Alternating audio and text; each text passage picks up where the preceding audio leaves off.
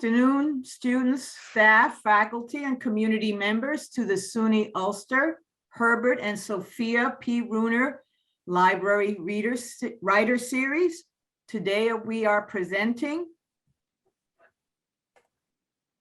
Pam Houston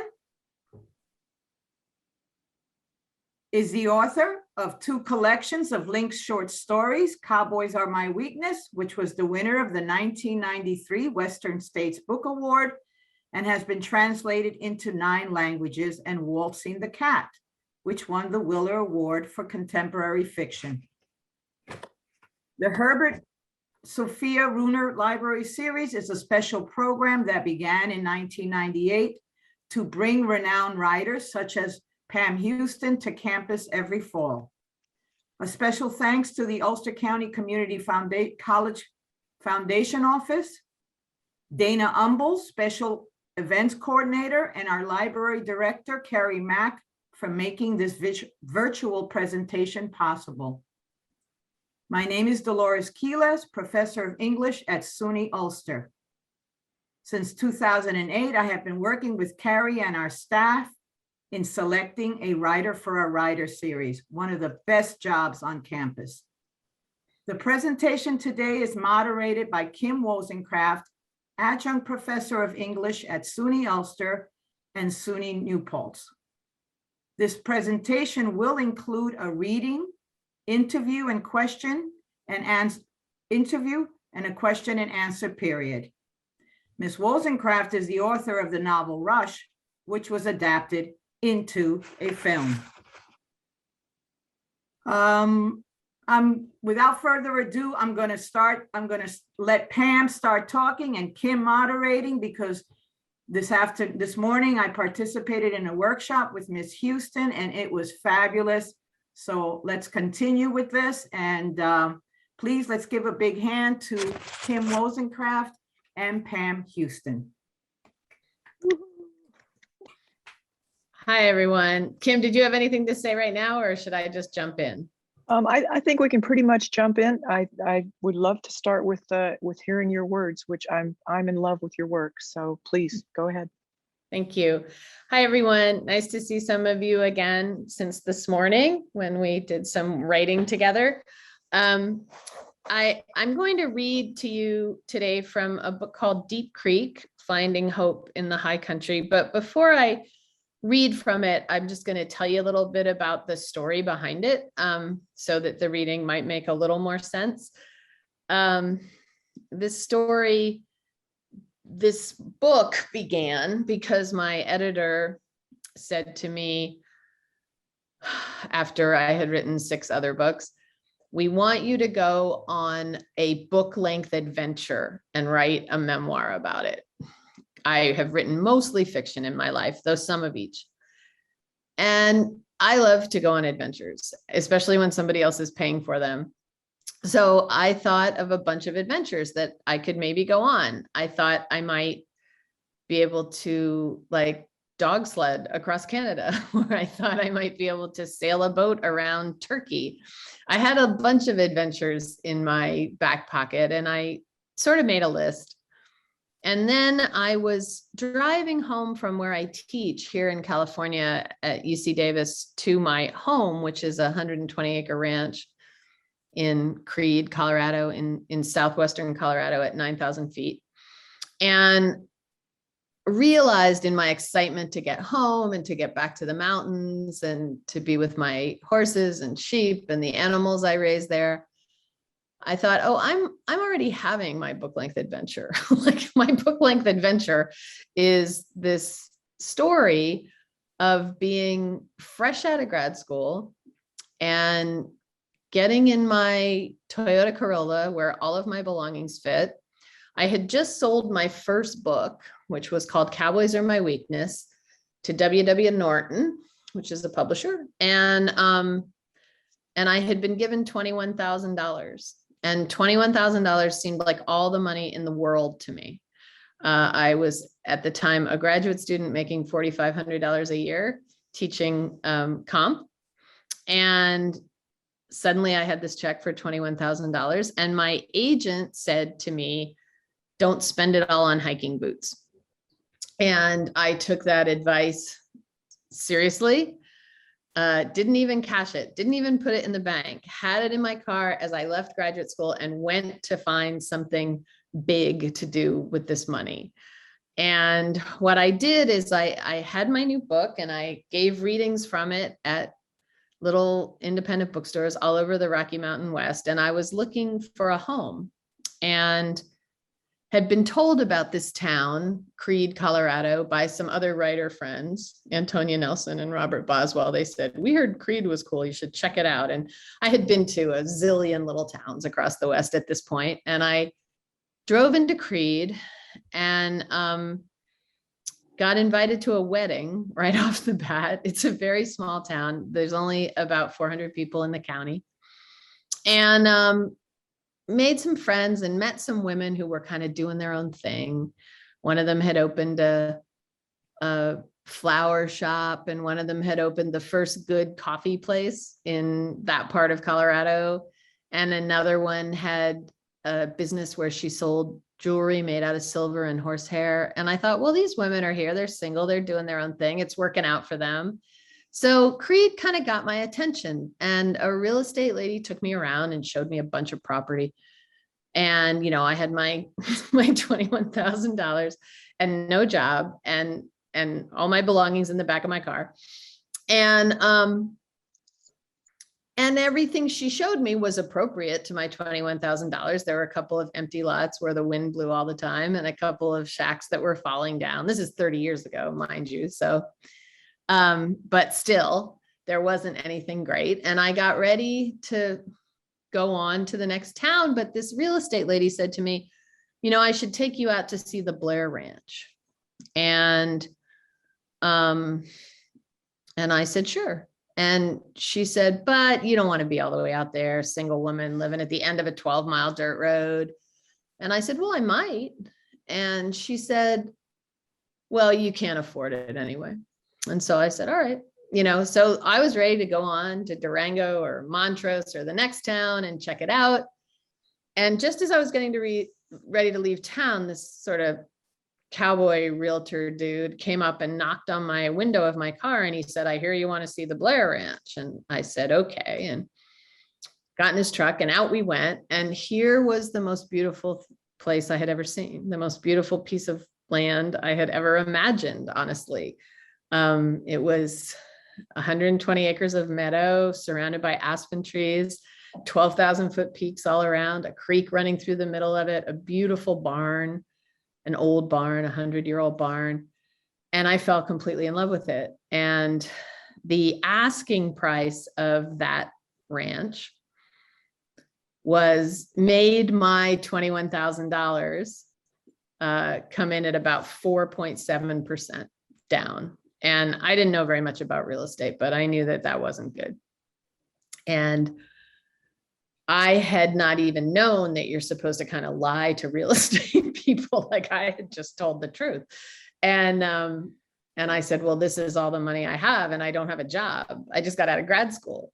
And the realtor said, you know, I think Donna Blair, who was the widow who was selling the ranch, he said, I think Donna Blair is going to like the idea of you. So why don't you give me a copy of your first book of stories, which was Cowboys Are My Weakness, and your $21,000, and I'll see what I can do. And a few days later, Donna Blair agreed to sell me the ranch for 4% down and a book of short stories. And more importantly, she agreed to carry the note because no bank in the world would have lent me money, nor should they have. And so began the big adventure of my life. I'm from New Jersey. I thought hot water came out of the wall like a magic trick. I didn't know anything about ranching. I didn't know anything about much of anything, except I fell in love with a piece of property at 9,000 feet, which is extreme. And so began the rest of my life. I learned really fast, you know, how to unfreeze pipes and how to fix fence and how to take care of livestock. I relied pretty heavily on my neighbors for help for a long time, still do. and got completely consumed with caring for and paying for this ranch, which was not easy. For a long time, I wrote anything that anyone would pay me $5 to write, honestly. Like I was in a frenzy of trying to make payments and keep the ranch together for a lot of years. The thing the ranch gave back to me was it gave me a safe place. And that's what the story is also about. The story is really about the ranch. And in the first draft, I had decided I didn't want it to be about anything except the ranch, that it was going to be all ranch all the time, you know, baling hay and birthing lambs and chopping wood. But then with a nudge from my agent, I came to understand that the ranch was more meaningful as a place if I told a little bit of the story of what happened to me as a child. I had violent and alcoholic parents, as I'm sure many of you do. I don't feel unique in that at all, but I never felt safe at home. My father broke my femur when I was 4, and I spent my 4th year in a full body cast. And so I never really felt like I had a home or safety. And suddenly I'm in this meadow surrounded by mountains with a river on one side.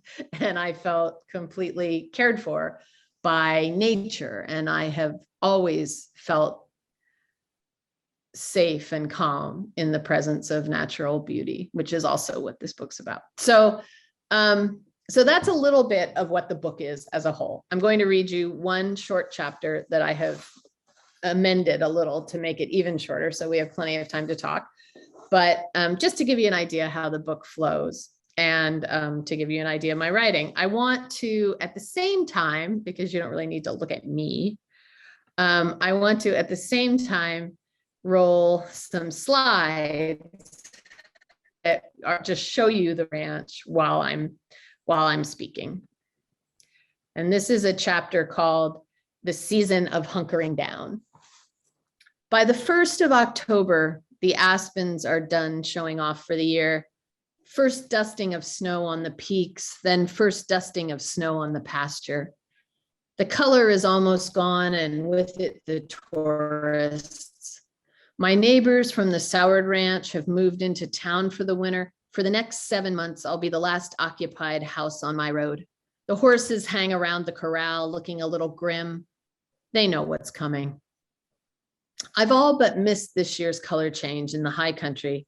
So even though there's much to be done to prepare for winter, this morning, Fenton, William, and I take a hike up to Phoenix Park, one of the most wind-protected places in the valley, hoping to find a few groves of aspen still holding their leaves. We climb for an hour in light drizzle, and under my boot soles is a carpet of green and gold. We surprise a mule deer buck, a 4-pointer, at the place where the forest gives way to meadow. When we reach the waterfall at the top of the park, the sun peeks through the clouds just long enough to turn the whole scene Kodachrome. The heavy gunmetal sky, the ghost aspens with only a fraction of their leaves left glowing like a fluorescent pencil sketch beneath it, the water tumbling down the face of the cliff, beads of it lit up against the dark rock and spinning earthward like fireflies. In the summertime, this trail sees a fair amount of use from hikers and horsemen, sometimes 4-wheelers, even the occasional 4x4 truck. But summer feels long over, and we are between hunting seasons, so the dogs and I have the place to ourselves. Years ago, on an August hike, right at the tail end of the monsoon, I got caught in a thunderstorm halfway across the big meadow that leads to Phoenix Park. I was new to the valley and had not yet learned how a bright white micropuff in one corner of the sky can morph into a cumulonimbic monster in the amount of time it takes to go around a couple of bends in the trail. If you've never gotten caught in a thunderstorm at high altitude, if you've never felt your long, straight hair stand on end as if someone above you has strings attached to it, if you have never smelled sulfur in the air just before a crack you can feel at the center of your rib cage splits the sky in two, if you have never run between lightning bolts that are hitting the ground on every side of you, your brain racing to determine whether you will improve or diminish your odds of surviving, If you take 5 seconds to unbuckle your pack and throw its contents, including your stainless steel water bottle, to the ground, then you might not understand what a pleasure it is to hike that same trail in October on a cool, dry day where the odds of a thunderstorm, while not impossible, are about 10,000 to 1. After a snack and a long drink out of that same time-tested steel water bottle, the dogs and I make our way back down the trail, smelling not sulfur, but the slow rot of dying leaves in a dry climate and the occasional tang of pine pitch. An immature bald eagle rides a thermal down canyon, and it's windless enough that I can hear sun-warmed rocks, newly freed from last night's frost, slip and settle in the big scree field across the creek that rises up toward Wasson Park. In the house I grew up in, fall marked the start of the most dangerous season. My mother dreaded the snow and ice and the perpetually gray skies of a mid-Atlantic winter. Either she never learned how to buy a serious winter coat, or her vanity wouldn't allow it. She played indoor tennis, but the reservations were expensive and in high demand, so she didn't get enough exercise for her to justify the few food calories a day she normally ingested, and her perpetual hunger was the loudest thing in our house. The shortening days meant she drank more and started earlier. By the end of September, she was headed into a tailspin from which she would not emerge until the crocuses came up in the spring. By the time my mother died in 1993, the drug Prozac had been taken by more than 10 million people. And yet I don't believe the word depression had ever been uttered in my childhood home. Until once, during fall break of my junior year of college, I told my mother I had started taking advantage of Denison's free psychological services. A boy I had befriended from my geology class was showing strong self-destructive tendencies. He had just left a severed pig's head in the ice machine in one of the all-female dorms, and I'd made the appointment hoping to get advice on how I might help him.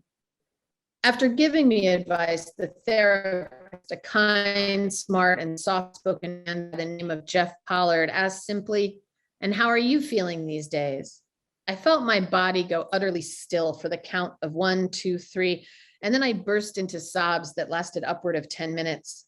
I can still feel that office around me as if it were yesterday. The leather books, tall ceilings, and high windows through which I could see all the trees on the quad ablaze in fall color. I can still feel my dawning understanding that therapy was a thing that had been invented to, among other applications, help people who had suffered exactly the sorts of things I had suffered at the hands of my father. Even then, it had taken many sessions for Dr. P to convince me it was okay to accept that help. My mother and I were driving back from an unsuccessful trip to the mall. I had arrived at my parents' house wearing a peasant blouse and a long, colorful, hand-painted skirt I'd bought for more than I could afford at an art fair. She said the skirt made me look fat, and we'd go buy something she could stand to look at me in. I had fended off several pencil skirts and dart-heavy blouses, as well as a few items designed by Liz Claiborne. We hadn't exactly stopped speaking to each other, so after 10 minutes of car silence, I decided to tell her about Dr. P. He says I suffer from PTSD, which manifests in bouts of depression and low-level anxiety. But the good news is he doesn't think I'll need drugs. He thinks the talking will work. My mother kept her eyes on the road, but I saw the corner of her mouth twitch slightly. I wasn't sure about it at first, I said, but now each week I find myself looking forward to the hour I spend in his office. I fiddled with my seatbelt. Dr. P says I'm learning to my own voice. Depression, huh? My mother said louder than I expected.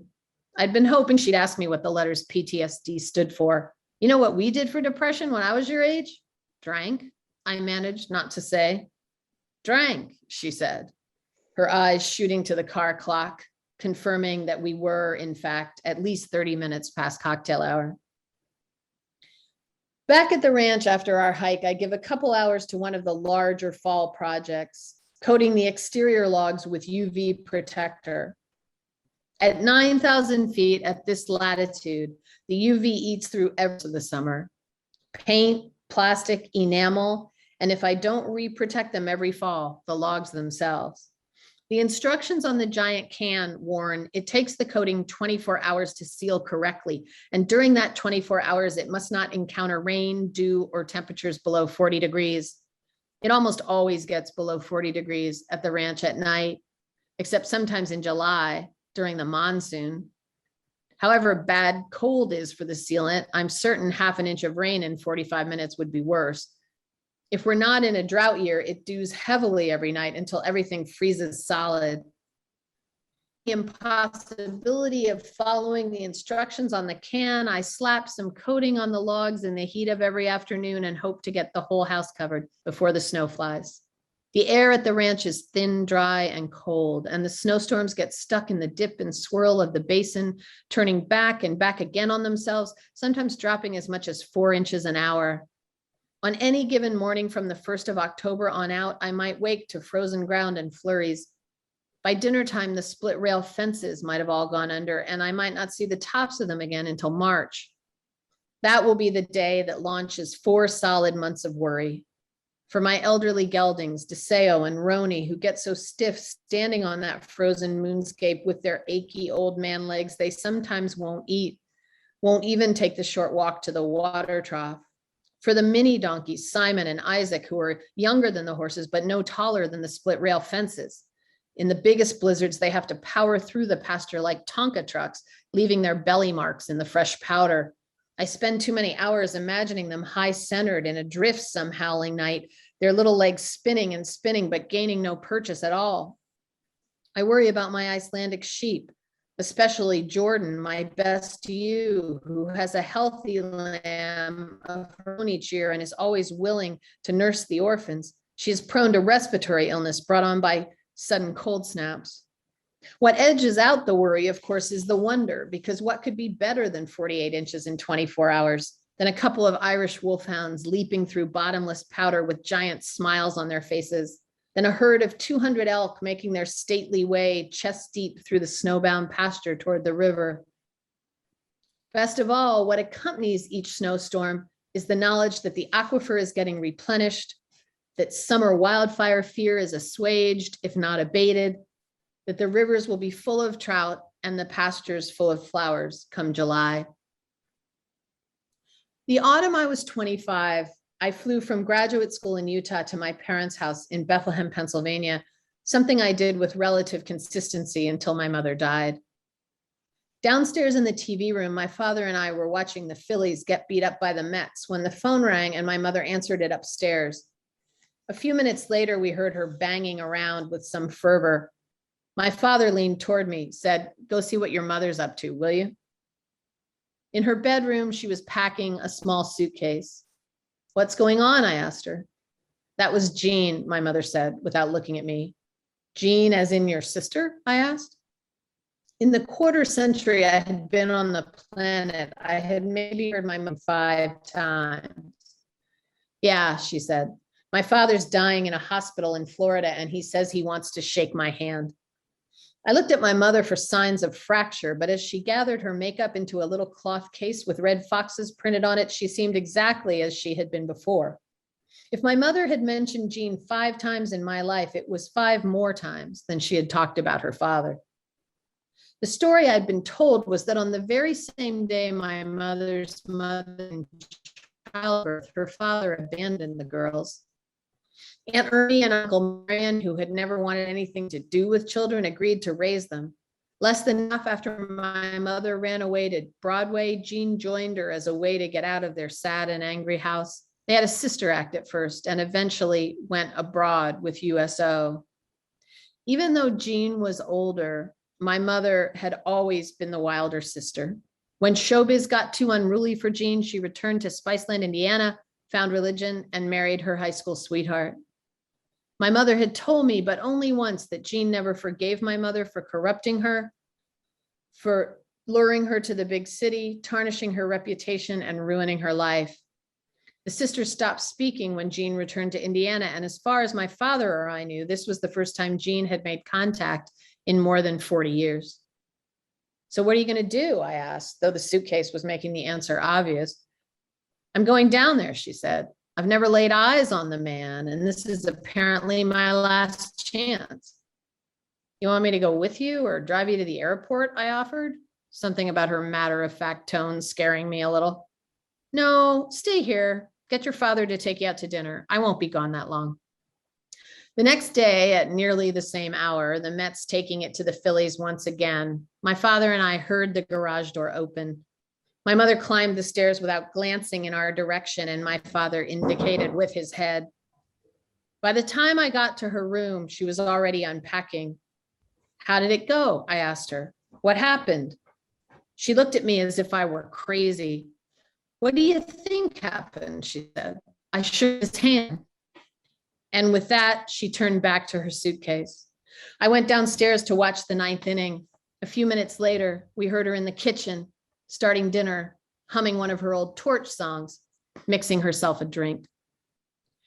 I finished coating nearly the entire west side of the house with an hour to go before sunset. If I extend my ladder fully and stand on the second step from the top, I can reach all but the 4 logs closest to the peak. And those logs are protected from the worst of the sun's rays by the roof's eaves anyhow. Because I have not successfully taught William to dial 911, I leave it each year at that. Tomorrow, I will get onto the roof with a coarse bristled round brush and the series of screw-in poles that allow me to sweep my chimney. I will force that brush from the top of the chimney all the way down into the basement and scrub for all I am worth for a good 20 minutes. Then I will come from the roof with my face and arms blackened by soot, relatively secure in the knowledge that if this turns out to be the winter that ends all winters, at least we will have begun it clean and creosote free. About 6 months and 4 cords of wood from now, there will be an April night so warm it will seem like overkill to build a fire. The next morning, I will open the windows to air out my bedroom and closet. I will hear the hum and whir of the automatic pump in the basement as it gets to work on the water that has inevitably seeped inside as 120 acres of snow turns to liquid and then tries to displace itself. I will trade my snowshoes for my extra tufts because almost overnight, the pasture will have turned from mostly snow to mostly muck. As I zigzag across it, trying to stay out of the deepest mud, I will spot a flash of blue so simultaneously bright and deep, it won't quite make sense in this late winter color scheme of dusky clouds and dirty ice. The Rocky Mountain bluebirds will have arrived, only the males at first, scouting my pasture for a nesting place. I'll watch the bluebirds flit along the fence line, hear the warble high and clear, and I'll know the 35 below zero nights are over, that there will be one more big dump of snow so heavy the horses will go on a water strike rather than slog through it to the trough, but it will melt in a matter of days. And before too long, there will be tiny buds on the aspen trees. The ice-choked river will run free again, and a green so subtle I think I might be imagining it will tint first the yard, then the pasture. The horses' spines will relax all the way to their tails. The chickens will venture out of the coop, and even the coyotes' barks will seem lazier, a little less hungry, a little less lonely. The wild iris will push up through the soil, and the roan, whose winter coat is burgundy wine, will shed out to a bright, barely speckled gray. In a matter of weeks, the paint-by-number landscape will have filled in around that first flash of blue, pale green aspen leaf, crimson paintbrush, purple lupin, red-tailed hawk. A few days after we talked about depression, my mother came into my room while I was sleeping, took the hand-painted skirt out of my closet, washed it in hot water, took the waistband in, and then returned it without a word. When I went to put it on for my return flight, all of the beautiful colors were muted, and it was a length that had never been and would never be in style. I put my jeans back on and stuck my head in her bedroom with the skirt in my hand. Why can't you like me the way I am? I leaned against the door jamb, trying to look calm. There were rules against such questions in my household, and I knew it. Is that the kind of thing they teach you to say in therapy? She said. I guess maybe it is, I said. Her eyes were focused as usual. on herself in her makeup mirror. Give up everything I loved for you, she said, for maybe the 500 millionth time. I'm sorry, I said, and I was. There were so many things that made my mother sad. The weather, my wardrobe, the choices she made, most notably, it turned out, having me. I want to write here that I understand, that I know she did her best, that there was no one in her early life to teach her how to love, how to take responsibility, how to be something other than a victim of the circumstances life had dealt her. And as I write the words, I can see that they are true. But the other thing I need to say is this.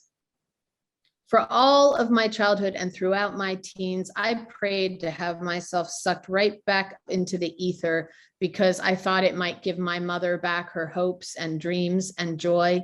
But the universe wouldn't make that trade with me. And so my mother died, drunk and unhappy. And I found my way to this ranch, this place where I protect and am protected by animals. This place where nature controls how I spend my days and how I spend my life. This place where I can love every season. When the sun sets tonight, the temperature will drop in 30 minutes from 55 to 38. They're calling for a cold front to move through the valley. And if they're right, tonight we'll get our first truly hard frost. I've got a pot of green chili stew on simmer and the dogs are snoring by the wood stove. There's nothing I would trade this for. Now, let it snow.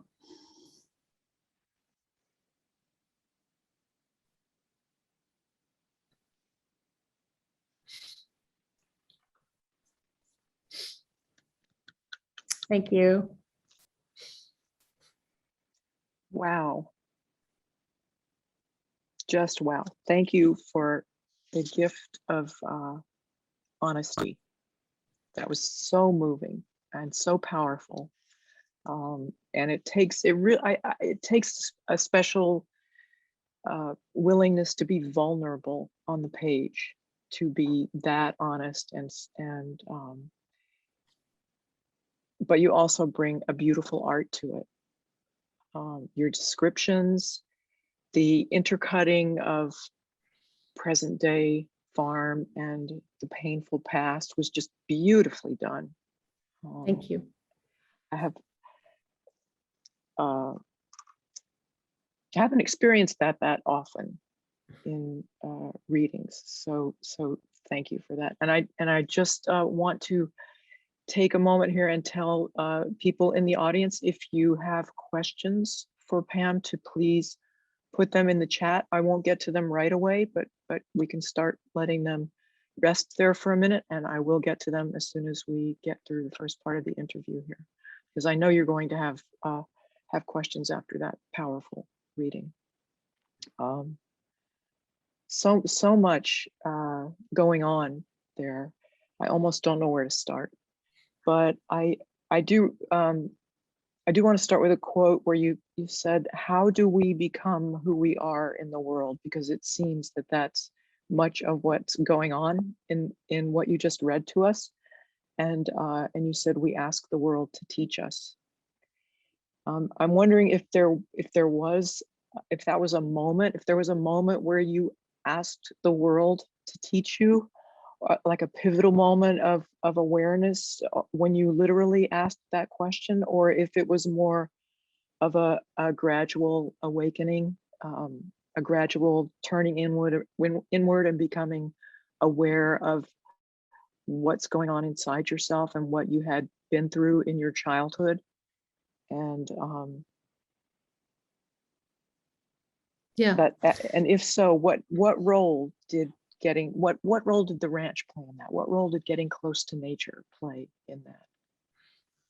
Well, getting close to nature was something I was doing in New Jersey, you know, always. I mean, the ranch is big nature, you know, but as a kid in New Jersey and Eastern Pennsylvania, and in the absence of parenting, you know, I really did let myself be mothered and loved by the woods behind my house or by the ocean. You know, to this day, if I'm at the ocean, I will, before I leave, I will stand there and say goodbye to every wave. That's a line from the book, but it's true.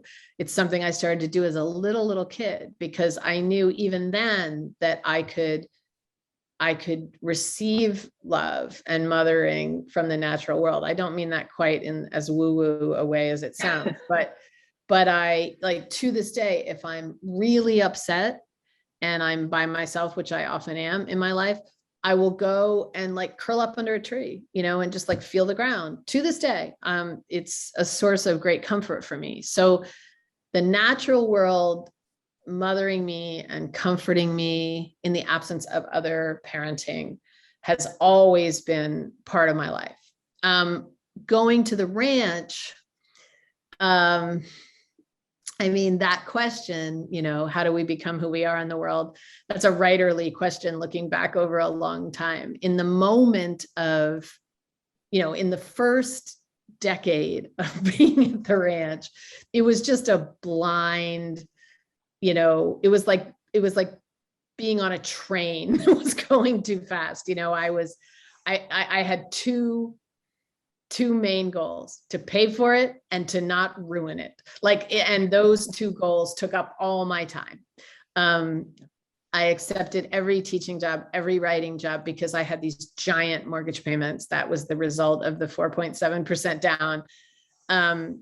And then I also just didn't want to hurt it. You know, like I had taken on this stewardship of it, and I was so afraid I was going to be so bad at it, you know, that I was going to burn it down, or I was going to ruin the pasture, or I was going to overgraze it, or I was going to, you know, there's so many ways you can hurt the land, even when you have good intentions. And so the first decade was a blur of just trying not to screw it up or to, you know, renege on my mortgage, honestly.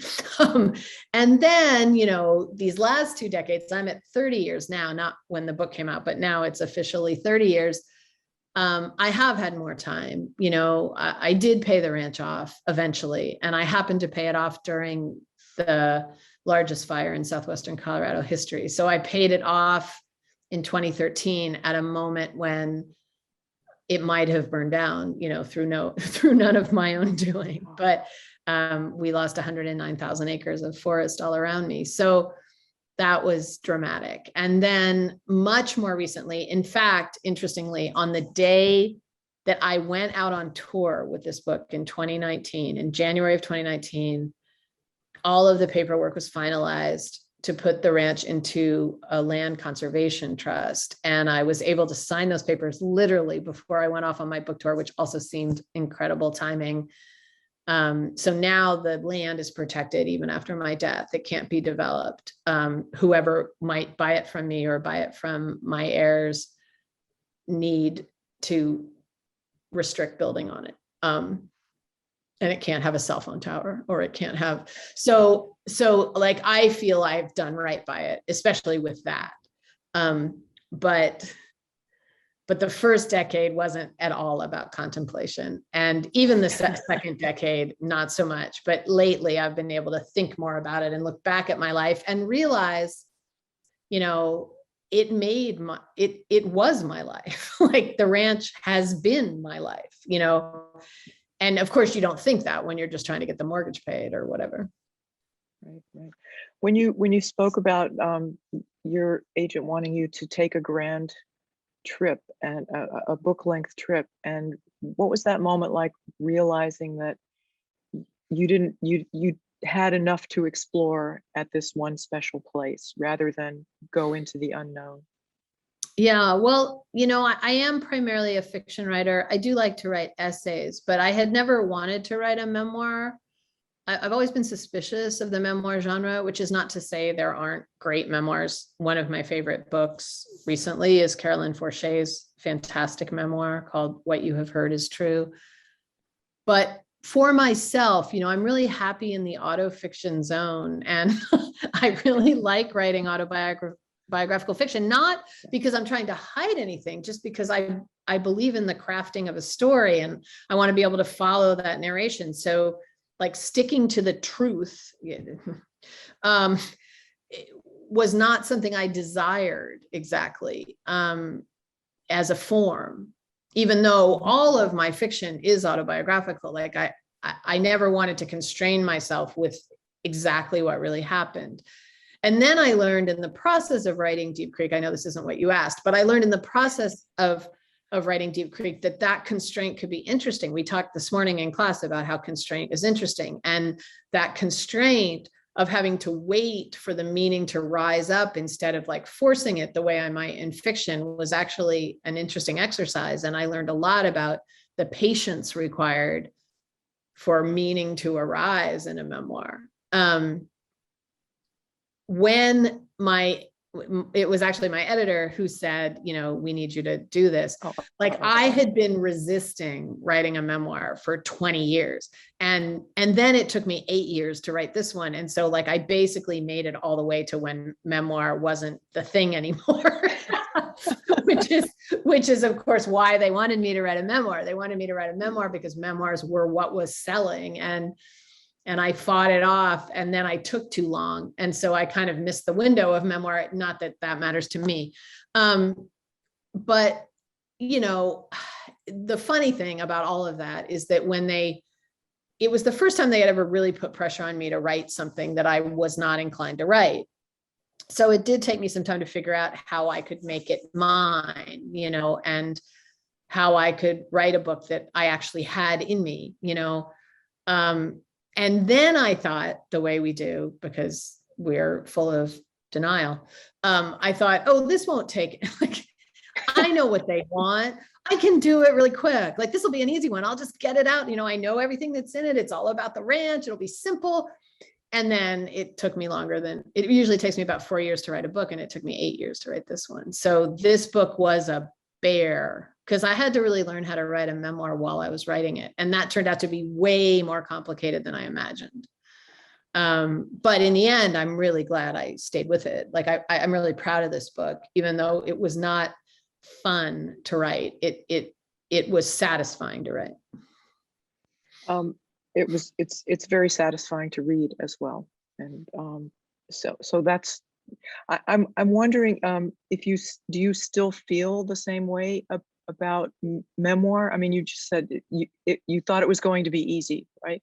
Is it in its way harder at an emotional level than writing fiction?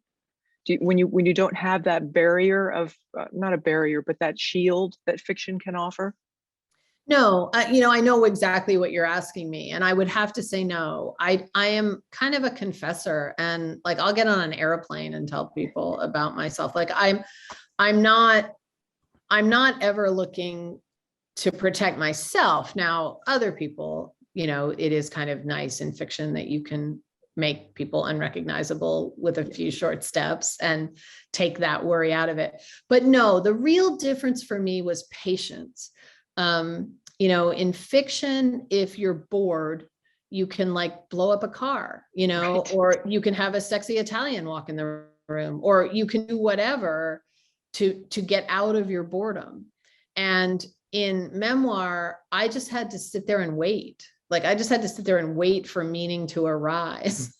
And I think it was a really good exercise, like in the way meditation is a good exercise, or sitting zazen is a good exercise. But I hated it. Yeah, I just hated it. I hated having to be patient, and I hated having to wait, and I hated being bored. I hated being bored because I was afraid I was being boring, right? And so it was not boring. Thank you. I worked really hard on it not being boring, but believe me, there were some drafts that were boring. So you know, sitting in your own stew, you know, is hard. That's the hard thing about writing, no matter what you're writing. But being a fiction writer all my life, I had lots of ways to get out of the stew, you know, and with the memoir, I really made a promise that I wasn't going to embellish or make stuff up. What I said to myself when I started writing it was, you're not going to rely on any of your old tricks. And I didn't even really know what I meant by that, but it's what I said. And I stuck to that. I learned how to write a memoir in the process of writing a memoir, but it took a long time. and a lot of bad pages. And I don't generally write very many bad pages. I mean, I revise and revise and revise, but I'm not one of those writers who writes like 1,200 pages to get to 200. I'm not that person. I usually painstakingly eke it out, and it's usually half decent, even in the first draft, only because I'm so torturous about writing the first draft. But in this book, I wrote hundreds of pages that went away. So is that when you speak about waiting for the story to rise up, is writing a spiritual practice for you? I mean, how did you come to writing, and is it art as religion, to, sorry for the easy terms, but here's what I that's would one way to look at say. it. I can't say yes or no to that question, because it certainly doesn't feel like religion, like maybe faith or maybe the divine or something like that. But I would definitely not say religion. But here's what I would say. There's two things that I say to my students all the time. I say, trust your reader. She knows more than you do. And I say, trust your metaphor. It knows more than you do. And to me, that's the faith part, or the divine part, or the spiritual part, if you will. But even that word seems wrong to me. It's like I talked about this morning in class, like my practice, my spiritual practice, let's just take that away. My practice is to go out in the world and collect these glimmers, collect these things, like that paint can, that can of UV protector, and my mother shrinking that skirt. Those are two really good examples of glimmers. My mother shrinking the skirt has been living in my computer for 30 years, just sitting there waiting to be used. The UV can, more recent, but they were waiting for each other because my mother's shrinking that skirt and that UV can, where you can't follow the directions, that those two things absolutely belong together, and they were waiting for each other inside my computer. Is that divine? Is that the magic of art? Is that jumping into the river of collective unconsciousness? I'm not sure, but I know that it's the magic of the subconscious enacting itself on the art. And that scene with my mother shrinking that skirt, that scene has been in 7 other places in my work, and then it's gotten cut, and it was waiting for that UV can. And that's just one little example. And if they wound up in different books, would that have been okay? Sure. But the fact that they found each other is like greatly pleasing to me. Like it's sort of why I do this, so that the UV can find the skirt shrinking. Yes. You can't make that happen. You have to wait for that to happen. Right. And yes. Do you feel like your ego is a help or a hindrance in your writing? I mean, I've heard it said writers have the biggest egos in the world, and they are also the most. And I know generalizations are dangerous, and silly half the time, but I've heard people say that, I can't let my ego get in the way when I'm trying to get honest with the page, right? So what are your thoughts on that? I think you have to be humble in the face of the metaphor. I think it takes a certain amount of ego to write in the first place. But I certainly don't think writers have the biggest egos. I think writers are desperately insecure as a rule. But I'll say one thing. I'll turn that question to something that I think might be useful and that I really do believe. And I'm going to quote Barry Lopez twice. I miss Barry. He was my friend, and he died last year, and I miss him so much. He's a writer, great writer of the West. I'm sure you know, but I'm just saying for the general room, he's a writer of landscape and indigenous cultures. He went around the world to far-flung places, learning how people lived. And there's 2 things he said that have always been super meaningful to me. One is, he says, we are pattern makers as writers and artists in general. we're pattern makers. And if our patterns are beautiful and true enough, they will have the power to bring someone for whom the world has become chaotic and disorganized up from their knees and back to life. And to me, that's an answer to your question, because it takes a certain amount of ego to say a thing like that. Like, my Yes. patterns are going to bring somebody up from their knees and back to life. And there's the ego. But the humility is to be a servant of the pattern, is to be quiet enough to recognize the pattern and let it assert itself on the work.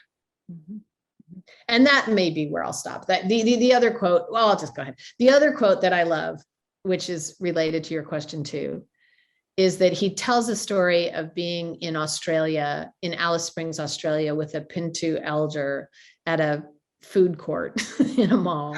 And they're talking, and Barry is trying to explain to the Pinto elder what the distinction we make between fiction and nonfiction.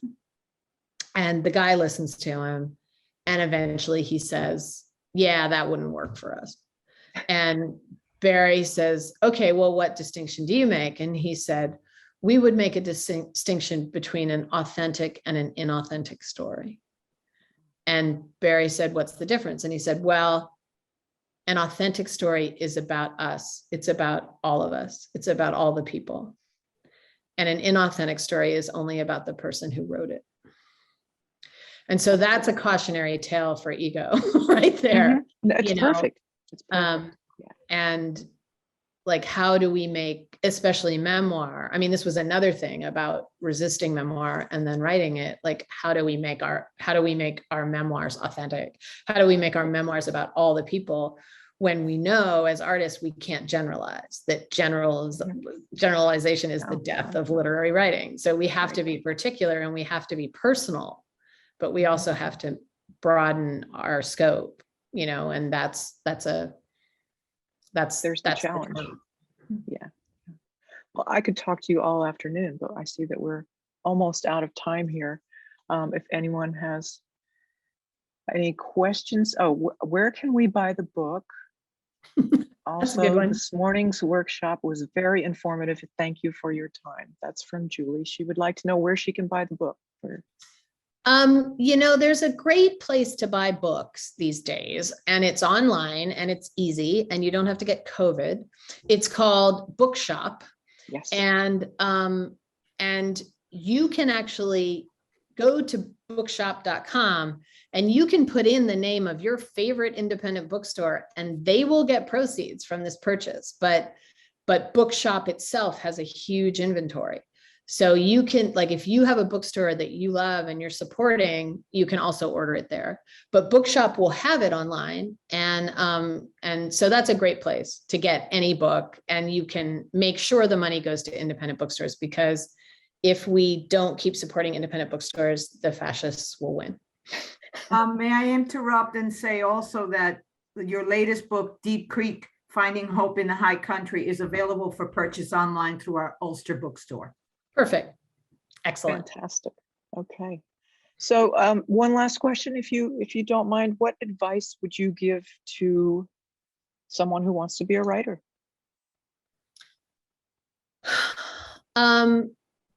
Well, if that person who asked was not in my class this morning, I will say briefly, develop a practice of paying attention in the world with all your senses open. Pay attention to the sights and the sounds and the overheard conversations and the smells and the tastes and the textures, loving the world in that way and honoring it by translating those experiences, however small, into language is, for me, the first step of writing anything. And then I would just say, honestly, read and write. It's a tired answer, but it's the only one. It's true. We've got a couple more things here. If you have a minute, Jeannie says, watching the slides while listening to your tale was like wearing a blanket of warmth, love, sadness, truth, and joy, all rolled into one. Thank you so much. Wishing you and your clan and land all the best. Thank you. And then there's one more. Do you ever reuse glimmers in various pieces of writing? And do glimmers that once went together find different ones to attach to? That's a great question. The answer is yes. Like, I try not to use them exactly. Right. And like now that the UV can has found the shrinking of the skirt, like The they skirt, don't yes. need to be used anymore. But there are certain things, certain trauma moments, you know, like my dad breaking my femur, for instance, like that's a big moment in my life. And it's a big moment for a lot of reasons, but also because I walk with a slight limp because of it. You know, you can't really tell, but if I put my knees together, and so anyway, I have a lot of leg pain, I have a lot of back pain. And Oh. so that fact comes up, as it would a lot, as does my Mhm. mother's drinking, you know, it just comes up a lot. And then I have certain animals who are glimmer makers, you know, so animals show up often and they're doing similar things, but not the same thing exactly, you know. So it's like I have a sense when a thing has really found its place, as I do with these two that I mentioned today. But there are certain things that come back around and they can be described differently or edged a different way, you know. So I would say, like, not that often, but sometimes. Once in a while? Okay. Yeah. One more, and then we have to call it a day. Even though writing the memoir was challenging, did you prefer it over writing your typical fictional stories? I think you kind of addressed that a little bit already, but I did not prefer it. I'm really happy back to writing my autofiction, which again, let me say, like typical fictional stories, like I hardly ever make anything up unless the story drives me to make something up. I always start with what really happened. I'm not saying that's what you should do. I'm just saying that's what I do. But I'm loving writing fiction because it feels relatively more possible. I'm not going to say easy right. because it Right, doesn't, right. but it feels more possible. I mean, I might, and I've written personal essays all along, which are kind of like little tiny memoirs, Right. but maintaining a book length thing is just a lot harder than something that's only has to be 12 pages. So I'm very happy writing fiction again, even though I have a character who's a lot like me and, you know, things happen to her that happened to me. And it's just a kind of a slightly different stance. And I like to live in that world where I can make up a sister if I need to, or, you know, or anything, a Ferrari, it doesn't matter. You know, I like writing in that world where if something needs to come along and be a metaphor, I can invent it. Right. You can make it up. Yeah. Okay, well, thank you very much for joining us today. Dolores, did you have anything to add before we close? No, I just want to thank Pam for coming to Ulster virtually, Yes. and that I really enjoyed the workshop this morning, and I enjoyed this presentation today, and I look forward to more, you know, to reading your books. Great. Thank you, Dolores. And thank you, Kim. And thank you, Thank you Dana so much. So and much. Carrie. Applause. Bravo. All right. Have a great day. Everybody write hard.